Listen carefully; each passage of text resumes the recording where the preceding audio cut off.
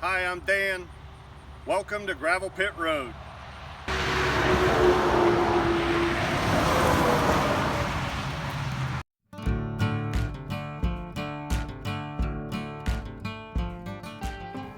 Hello, welcome back to Gravel Pit Road. On today's episode, how to lose money farming. What we have is a failing operation of farming where I was going to lease my fields, about 15 acres, give or take a little bit. And now it's planting time. It's May, and I have no farmer. Didn't work out. So I'm gonna do it myself. I've done it before. Didn't do terrible, didn't do great. I have old equipment. You've seen my equipment. My backhoe, my tractors, my drill, grain drill, my disc, everything. They're at least as old as I am. But we're gonna give it another shot. Here we have field one. About 3 acres, maybe a little less. Plus what I'm standing in, this grass, which I'd like to keep most of it because I can park my equipment there. And when I mow it, it looks nice. Of course, that's the road. That's Gravel Pit Road. And this is field 2. And this field is, if I go wall to wall, I might be able to squeeze out 12 acres. I'm going to say probably 12 acres because there's a lot of overgrowth into the sides that I can't get to because I haven't cleaned it up. Probably never will. There's no point in planting right up against all those trees. It won't grow. Hard as a rock. If I have extra seed, I will, but I probably won't.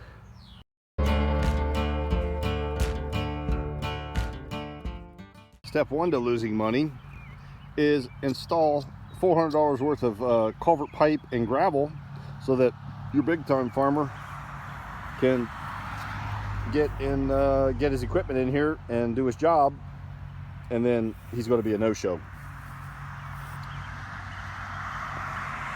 But it's nice. It's very nice. Gravel Pit Road. Second step to losing money farming. Go spend $5,500 on a 1987 TR86 Beauty. 20-foot head. Ought to do 15 acres in a couple hours if I don't have any issues. And there's always issues. This head's just about been rebuilt. Cutter bar. It's getting rusty, but it's all new. All the cutter blades have been replaced. Rock guards are like new. Everything's nice. I don't like this. I'm gonna take those off. That's to help sweep the plants into the machine, but he was doing corn with it, I guess. He must have needed it. This is factory, I think. Set up like that. Not like that hillbilly bob thing. So I'm gonna take those off. I'm afraid these will break. Send that through the machine. Don't need that. Farmer bought this at an auction. He thinks it's a good machine. He didn't need it. He's got a big John Deere, big one, twice as big as this. I think this is a 9000 series. But he thinks it's a good one. It's got a Ford diesel in it, which I can't find anything bad on that. It's beautiful though. Head self-float. It's a floating head. You can there's a toggle in there. You can tip the head left or right, and it has a sensor that senses grade, so it'll do it automatically, assuming it works. I bought this old girl about 35, 40 miles away and drove it home. My brother followed me. He hauled the head on a Donahue trailer he has, a 20-foot Donahue, which worked out pretty good. A little bit of a challenge to get it unloaded, but we got it unloaded. It took me about 3 hours to drive it home.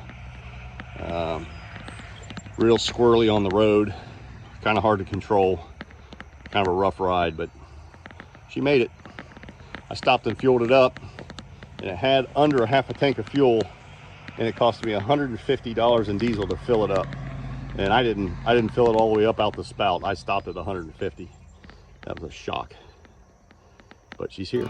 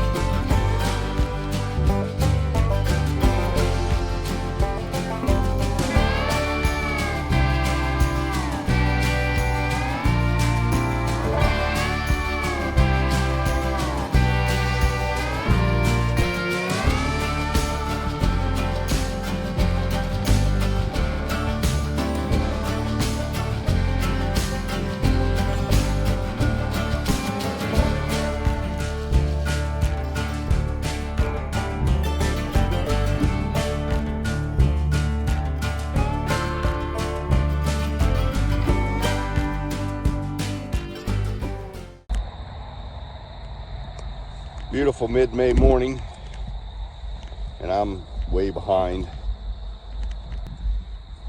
And I've got dying nutsedge and some grass. The grass took a hit pretty good when I sprayed it. Nutsedge burned back. That's the biggest weed in this place is nutsedge. And as you can see, I got all kinds of, I got maple trees coming up. All the broadleaves are popping. Some milkweed out here. But this is my old field cultivator. I've only used this thing once, and I remember it giving me problems. And largely part because I don't know how to use it. But when I was using it, of course, everything was dirt. I think I did it in the fall after cutting beans or something. Anyway, it went through pretty nice, but it's not level. And it's battling. So here's my plan. Lose more money. What I'm trying to do is take a shortcut, because I have an old disc which I stuck in the mud way over there, which is drying out now. I can get to it. My plan is to kind of use it like a plow. I just want to come through and cut. I want to cut and flip over this sod, because it will not dry out. We've had rain for weeks upon weeks, and this place just became soup, and it's just now starting to dry out that I can get out here and not get stuck. When I say get stuck, I just lose traction on my two-wheel drive tractor, and it spins out on me and then starts digging ruts. But anyway, if I can get down here just a couple inches. See, it's early morning right now. It's only 6 o'clock in the morning, and the dew has all come up. All the moisture's come up, but it's been in the 80s this week. It's going to be 80 today. We don't have rain coming for a while. But see, it just grabbed this and flipped it over. That's beautiful.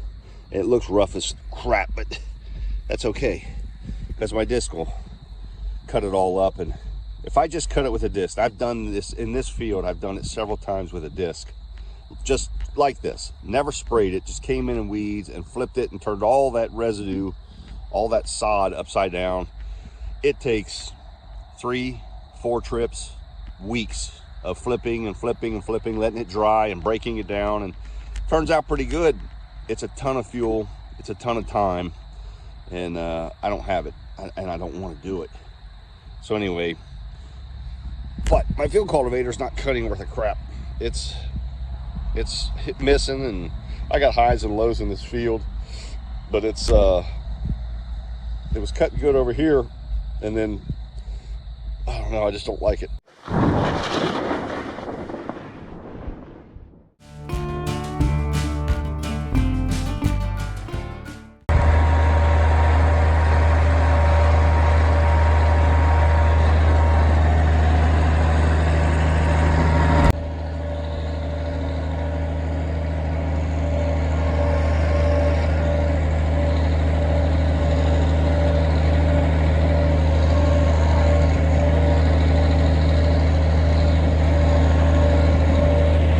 Here's where I'm at.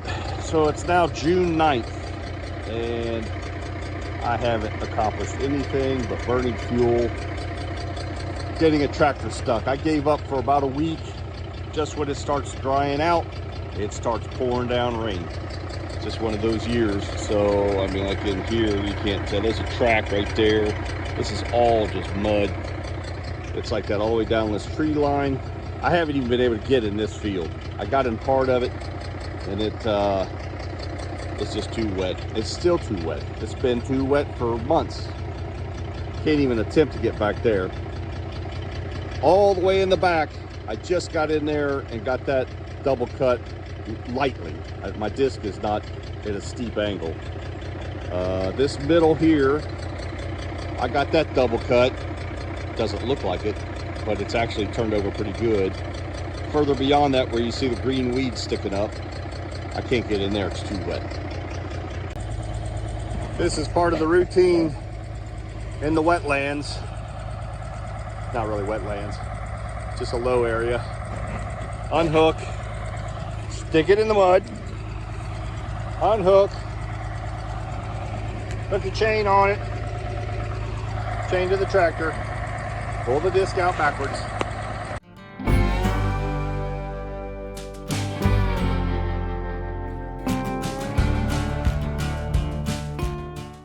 All right, here's my two discs. One on the right is the John Deere. I call it the cutting disc because the blades are on a 9.5 inch center. They're big and it's got a lot of weight to it, and it just wants to cut and dig. And the one on the left is the little case disc that I bought, which I guess if you look at the back of it, it's a 10 foot, but it's probably more like a 8 foot cutting in the front. And these discs, these blades are on about a 7 or 7.5 inch center. And it makes a complete difference in how it finishes the field. I don't know if you can see the spacing on that disc versus the spacing on this disc. It's quite a bit different. And I suppose it lets that larger disc, the wider spacing, lets it sink deeper and cut much more aggressively than on this one, which probably tends to float more on the top of the ground and chop the dirt clods and just flip the dust over.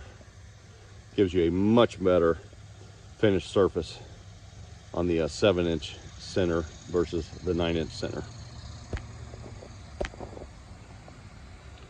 This is my field prep rig.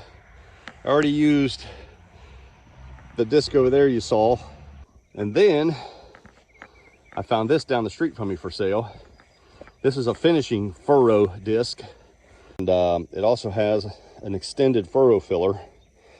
My cutting disc over there didn't have a furrow filler on it, and it would leave a great big trough, but this one has in factory. It's pretty cool. And anyway, this thing does an awesome job.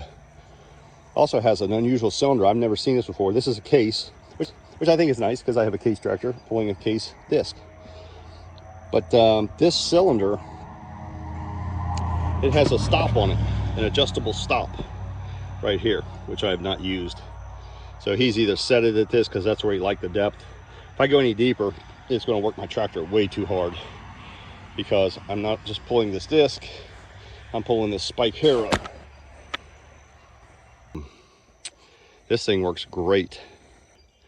I get it buried, the trash buried with that, and drag it this. My little, what is it, about 10 foot cultivator. 3, 6, 9. Yeah, it's, I'd say 8 feet. Probably could squeeze another, must have busted one off. I guess it needs another one of these.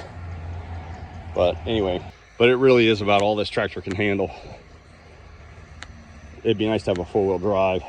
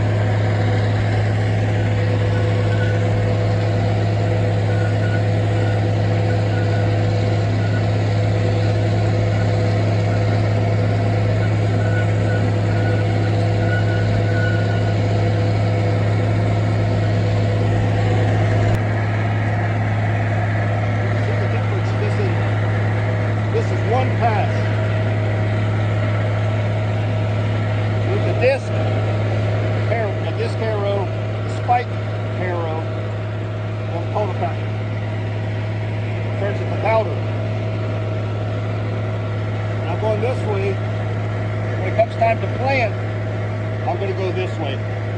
I won't be able to see my tire tracks. So I'm going to cut it one more time at an angle this way. We'll go to diagonal. Then when I come this way with the drill, the tires are the big tracks, and that's my markers to make my roads. This.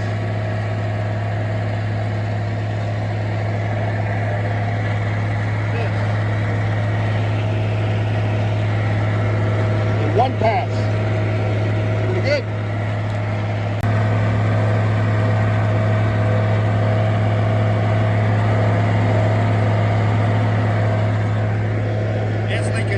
Not terrible, but it's going to get worse.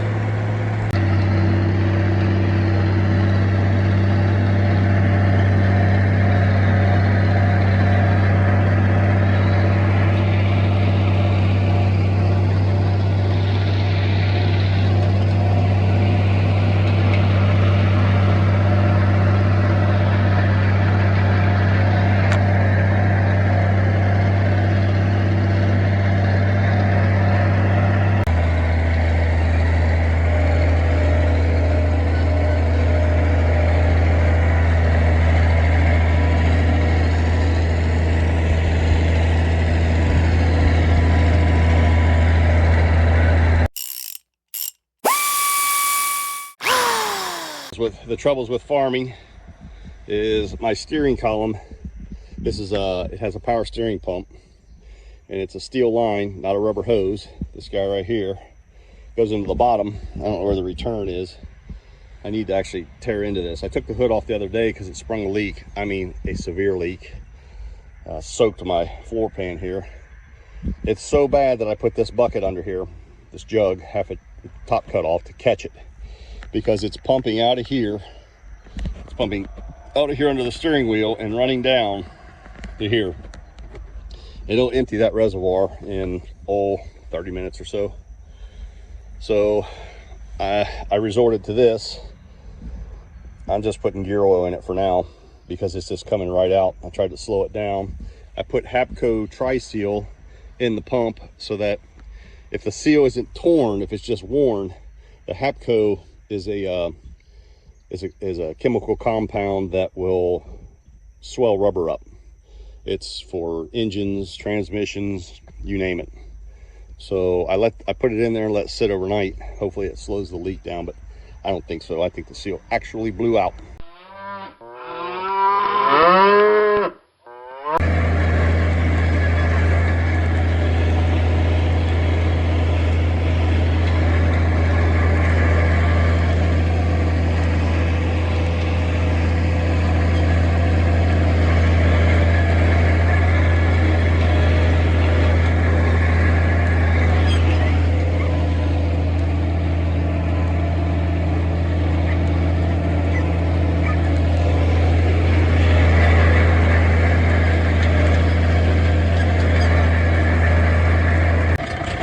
Last step on this little field one, before I stick the drill on it and plant it. It's mid-July.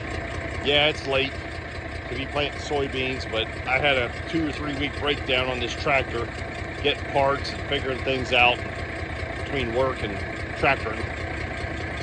Here's where I am. But you know what? They double crop wheat this time of year. So what? I'll get something out of these beans. Maybe 1 bushel to the acre. Anyway, so I've already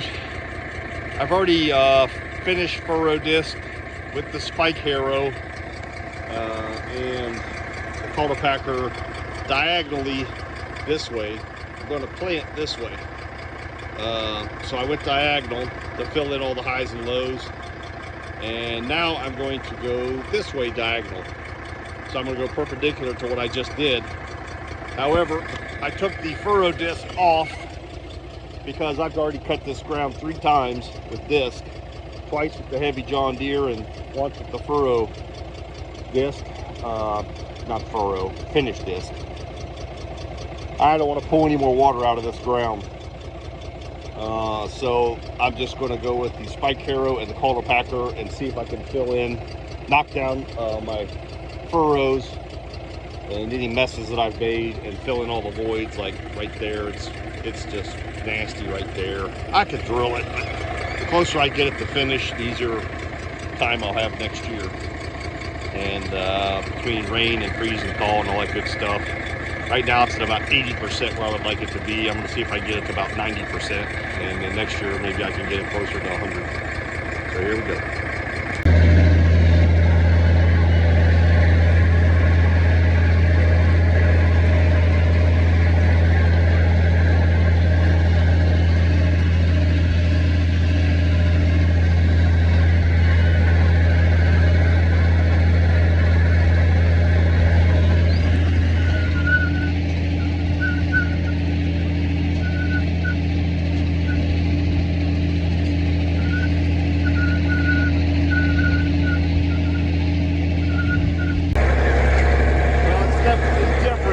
Without the disc, it's picking up a lot of trash. So I kicked the tractor into third gear. I was running it second. At whatever speed I got the transmission set at.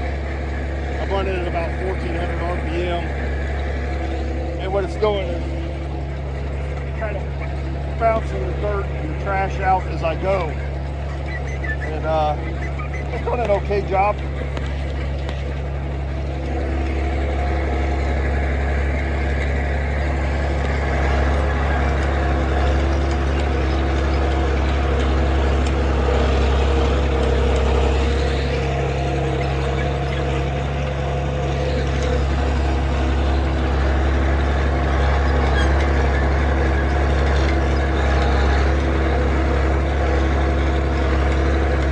Definitely a lot rougher going this direction. It's bouncing me, but it'll fill in all the nastiness.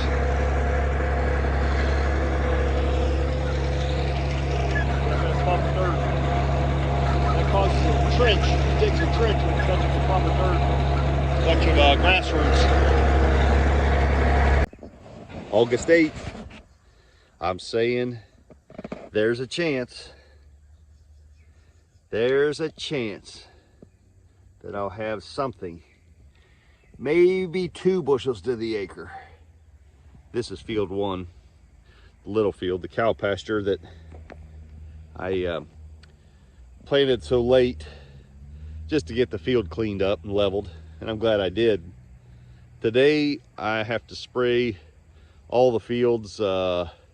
I'm gonna hit them with an herbicide again because I missed some spots on the other field. This one has not been sprayed, and I'm going to fertilize it with some liquid fertilizer to give all of them a boost. The other beans are flowering real good. These little guys may or may not make flowers. But if you want to see how it turns out on how to lose money farming, check back for part 2, and it'll be harvest time. Anyway, thanks for watching. Hit that like and subscribe button. Leave me a comment. Let me know that I'm not the only one watching these videos. I'm not doing it just for my own entertainment, that you're getting something out of it. And I appreciate you.